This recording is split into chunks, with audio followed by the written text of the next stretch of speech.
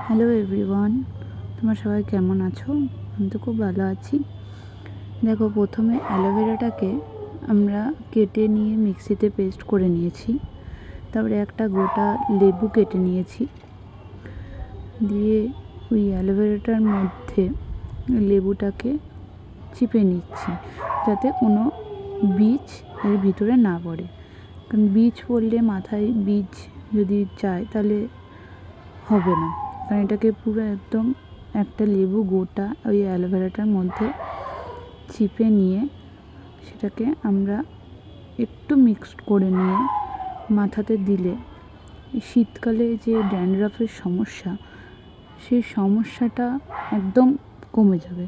সেটা সপ্তাহে 2বার দেওয়া যেতেই পারে, 2 থেকে 3বার দেওয়া যেতেই পারে। আমরা 4টে লেবু এখানে নিয়ে নিচ্ছি, শেষ করে যে অ্যালোভেরাটা রেখেছি তার মধ্যে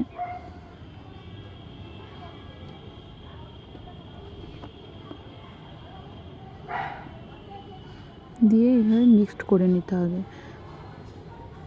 খুব ভালো করে মিক্স করে নিতে হবে। তার ভিতরে যে বীজগুলো পড়ে গেছে আমার, সেই বীজগুলোকে আমি সরিয়ে নিচ্ছি, যাতে বীজগুলো আমার মাথাতে না যায়।